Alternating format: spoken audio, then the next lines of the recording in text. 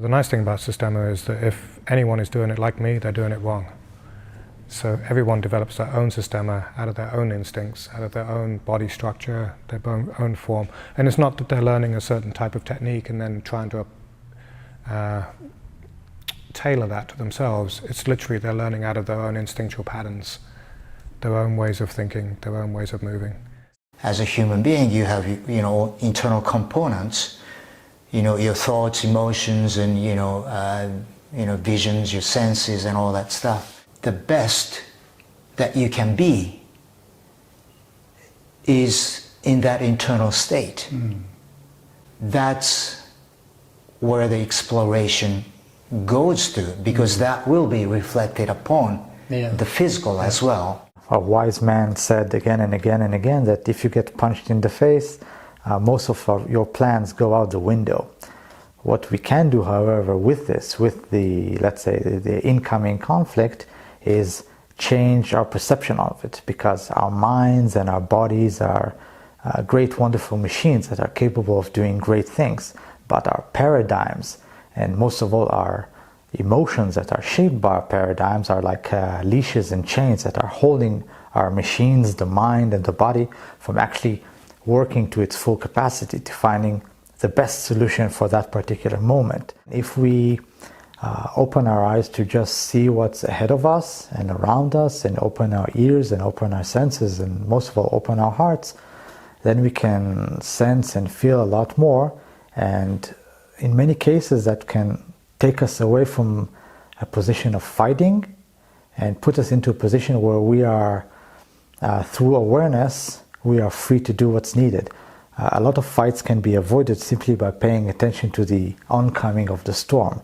A change in someone's face, even a shift in smell, because we secrete pheromones into everywhere where we are. And becoming aware of that can unleash powers in us that may look magical, but they are usually just a very simple measure of paying attention to more than what we are conditioned to, more than the linear life. There's only 4 fundamentals technically in Systema. Learning how to breathe, how to relax, how to move, and how to keep your posture. You will not become docile and silent and just like rubber bands that we are being moved from place to place, but we can actually move with a lot more of a lucid mind and a lot more of a relaxed body, because we are not tensing against someone.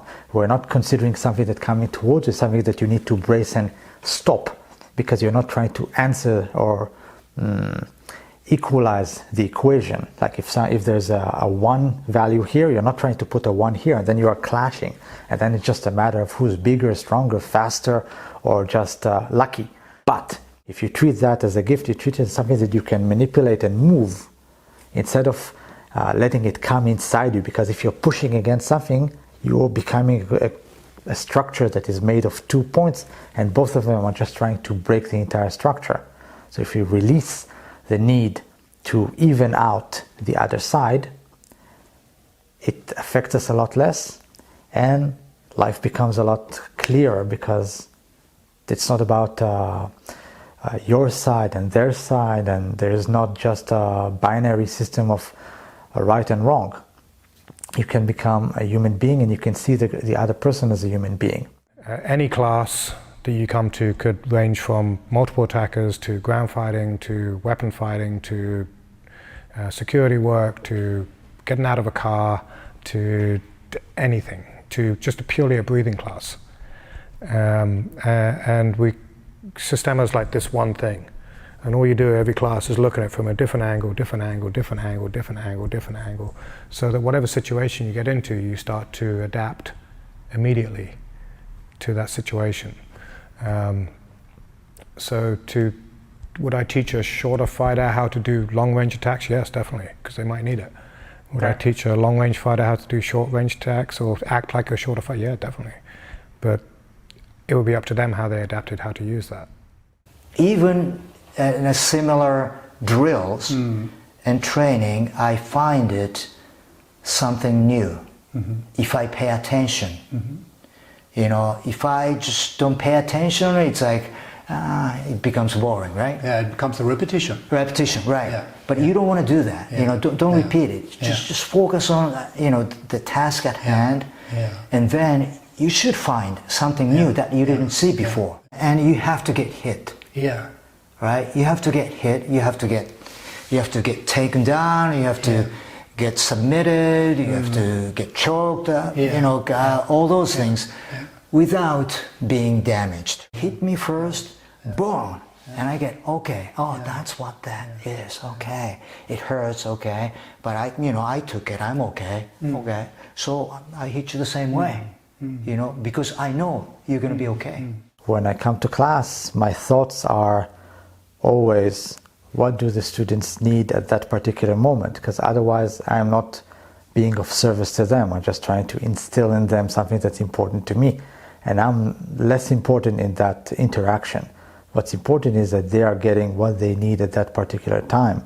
So for that, I need to pay attention to them, allowing myself to actually be there and to interact and to move with them, instead of trying to see everything as a nail because I have a hammer. Once you let go of that, then your martial practice can become a lot more diverse, and you can learn to use anything as something that's helpful to you instead of a disturbance. If everything can be made into a part of what you're doing, then you're not apart from wherever you are. So when we take away that divide, we become what truly is meant in martial art. Not something that is unnatural or something that is made, something that is instead of something that you do, it becomes something that you are. And then it doesn't involve any extra tension, it doesn't involve any extra effort, because you're not trying to be something, you're not trying to be tough, you're not trying to be strong, you're just being who you are. And then you are free, and then you are truly effective as who you are. What you learn in Systema is really, for me, it's about life. It's not Systema is teaching you what it is. Systema, I think Systema is borrowing what the truth and the principles of life and how we are as human beings and everything else. So it just, I happen to meet Systema and learn from it. But the larger principles are out there, and that's what we're really learning and studying.